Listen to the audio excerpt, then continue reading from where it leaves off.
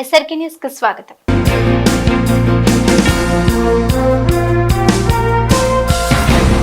రాష్ట్ర మాజీ ముఖ్యమంత్రి వైఎస్ జగన్మోహన్ రెడ్డి బెంగళూరు పర్యటన ముగించుకొని తాడేపల్లికి తిరిగి వచ్చారు.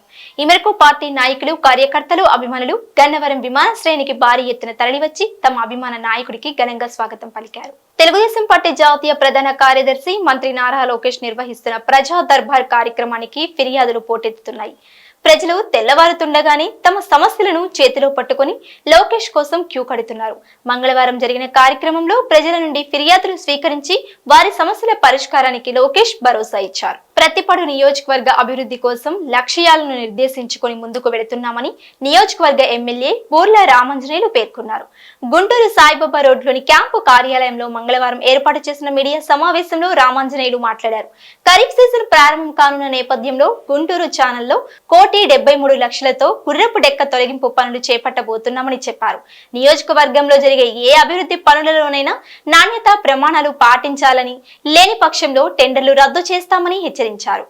ఈరోజు పత్తిపాడు నియోజకవర్గంలో ప్రభుత్వం ఏర్పడిన తర్వాత ప్రతి నెలకు మనం ఏం టార్గెట్లు పెట్టుకున్నాం, వాటిని ఎంతవరకు సాధించామన్నటువంటిది ప్రతి నియోజకవర్గంలో కూడా రివ్యూ చేయవలసిందిగా మా రాష్ట్ర ముఖ్యమంత్రి చంద్రబాబు నాయుడు గారి ఆదేశాల మేరకు రాష్ట్ర ప్రభుత్వం ఏర్పడి 30 రోజులు కూడా గడవకుండానే కేవలం 15-20 రోజులు అయినప్పటికీ జూన్ మాసానికి మేము పత్తిపాడు నియోజకవర్గానికి సంబంధించి ఏ పనులు చేయాలనుకున్నాం, ఎంతవరకు చేశామన్నది మా మీడియా మిత్రుల ద్వారా పత్తిపాడు నియోజకవర్గ ప్రజలకు తెలియజేసే బాధ్యత మా మీద ఉంది. కాబట్టి ఈరోజు మీ అందరికీ కూడా సమనీయంగా మనవి చేసుకోవడం, మీ ద్వారా మా పత్తిపాడు నియోజకవర్గ ప్రజలకు, ఓటర్లందరికీ కూడా తెలియజేయడం ఏమిటంటే, మొట్టమొదట మనకు పూడిక తీసే విషయంలో కాలువల్లో పూడిక తీయాలి. గుర్రపు డెక్క పేరుకొని పోయి ఉంది. గత 4-5 సంవత్సరాలు వైసీపీ పాలనలో దాన్ని పట్టించుకునే నాతులు లేడు. దానివల్ల కాలువల్లో నీళ్లు సరిగ్గా రాక, పంట పొలాలకు నీళ్లు అందక, మరి పంట సరైనటువంటి రీతిగా రానటువంటి పరిస్థితి రైతులు మా దృష్టికి తీసుకొని వస్తే మొదటి ప్రాధాన్యతగా దాన్ని మొట్టమొదటి క్యాబినెట్లోనే మరి ఇక్కడ మనకు సంబంధించి మా అధికారులు ఇచ్చినటువంటి నివేదిక మేరకు ఈరోజు 1,73,00,000 రూపాయలు దానికి మంజూరు చేయించడం అనేటువంటి జరిగింది. సో వెంటనే షార్ట్ టెండర్ ద్వారా ఎక్కడికక్కడే పనులు పూర్తి చేయాల్సిందిగా ఆదేశాలు ఇచ్చాం. అయితే ఇక్కడ మా దృష్టికి వచ్చింది, గతంలో ఇలాంటి వర్కులు చేసేటప్పుడు బయట నుంచి వచ్చినటువంటి పెద్ద కాంట్రాక్టర్లు 50% వరకు లెస్సులు వేసి వర్షాలు వచ్చే ముందు ఏదో కొద్దిగా వర్క్ చేసినట్టుగా నటించి నీళ్ళు వచ్చిన తర్వాత బిల్లులు చేసుకునేటటువంటి పరిస్థితి మా దృష్టికి వచ్చింది. అలాంటిది ఎలాంటి పరిస్థితుల్లో కూడా ఒప్పుకునే ప్రసక్తి లేదు. అలా నిర్ణయాలు కూడా మేము ఎస్సీ ఇరిగేషన్ వాళ్ళకి ఇచ్చేసాం. ఎవరైనా ఒక 5%, 10% లెస్కి వేయాలి, కానీ పనుల్లో నాణ్యత ఉండాలి, కానీ డబ్బులు మిగిల్చడానికి కాదు. ప్రభుత్వం ఈరోజు బడ్జెట్ పెట్టకపోయినా మీరు గమనించాలి, బడ్జెట్ పెట్టలే, ఒక్క పైసా అప్పు చేయలే, ఒక్క నెల రోజులు కూడా ప్రభుత్వం వచ్చి గడవలే. అయినప్పటికీ కూడా రైతాంగం పడే సమస్యలు మేము ముఖ్యమంత్రి గారి దృష్టికి తీసుకెళ్తే ఫస్ట్ క్యాబినెట్లోనే దాన్ని అప్రూవల్ చేశారు.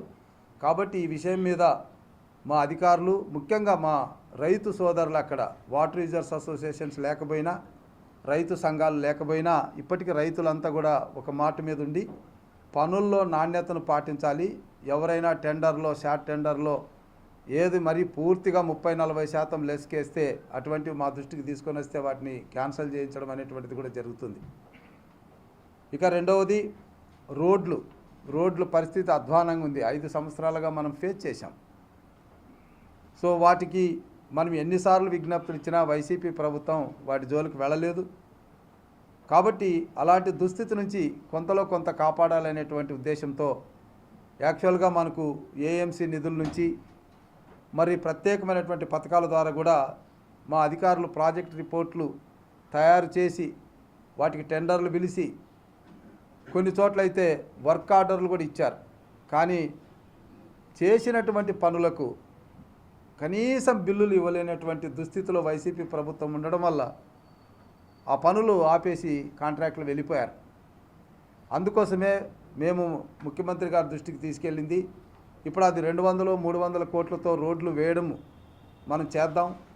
అంత లోపల ఈ గుంతలు పడినటువంటి వాటినన్నిటిని కూడా శాశ్వతమైనటువంటి పరిష్కారంగా, అంటే కొద్దిగా నాణ్యంగా తయారు చేస్తే ఒక 6-7 నెలలు మనకు అది ఉపయోగపడుతుందన్న ఉద్దేశంతో మేము చెప్పినప్పుడు వెంటనే దానికి కూడా 3,75,00,000 రూపాయలు మన నియోజకవర్గానికి సంబంధించి ఈ గుంతలు పూడ్చే కార్యక్రమానికి అంగీకారం తెలపడం అనేటువంటి జరిగిందని నేను మీ ద్వారా మా నియోజకవర్గ ప్రజలకు తెలియజేస్తున్నా.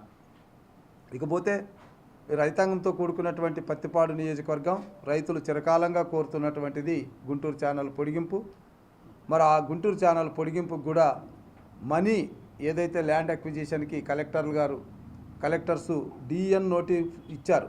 ఇక డీడీ ఇవ్వాలంటే ఖచ్చితంగా డబ్బులు డిపాజిట్ చేయాలి. కాబట్టి బడ్జెట్లో ల్యాండ్ అక్విజిషన్కి సంబంధించినటువంటి డబ్బులు ఏదైతే ప్రతిపాదనలు ఉన్నాయో ఒక 110 కోట్లు దాన్ని బడ్జెట్లో పెట్టమని సీఎం గారిని ప్రత్యక్షంగా కలిసి అడిగాం.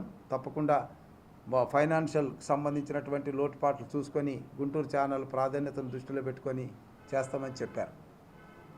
రెండో అంశం, గుంటూరు ఛానల్ పొడిగించాలంటే ఫస్ట్ 0 నుంచి 47 కిలోమీటర్ల వరకు ఉన్నటువంటి ఏదైతే ఇప్పుడు ప్రస్తుతం కాలం ఉందో అది 600 క్యూసెక్స్ మాత్రమే దానికి డిశ్చార్జ్ వాల్యూ ఉంది.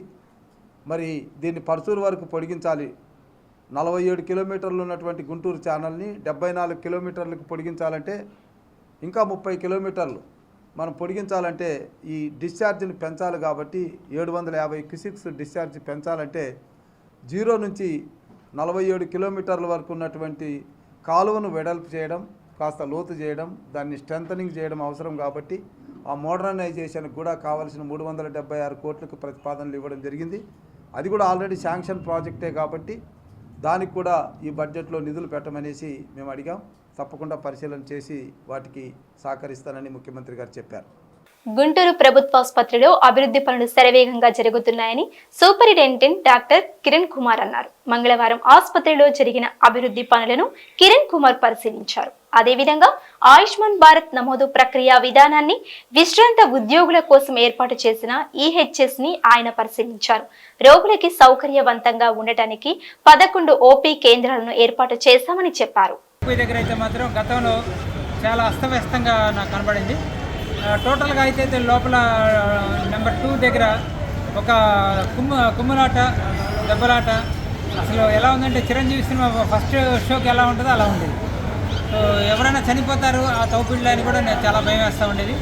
సో ఈ క్రమంలో ఏం చేయాలన్నప్పుడు ఉన్న రిసోర్సెస్లో మన దగ్గర ఉన్న లిమిటెడ్ డబ్బులతో ఏం చేయాలన్నప్పుడు మాస్ స్కాన్ సెంటర్ ఆదినారాయణ 2 లక్షలు ఇవ్వటం, అలానే ఈ యొక్క కౌంటర్స్ ఆరంభించడానికి ఒక అంకురార్పణ చేసింది మాత్రం మాస్ స్కాన్ సెంటర్ ఆదినారాయణ. కాబట్టి ఆదినారాయణ గారికి ఒకసారి చేతులెత్తి నమస్కరిద్దాం.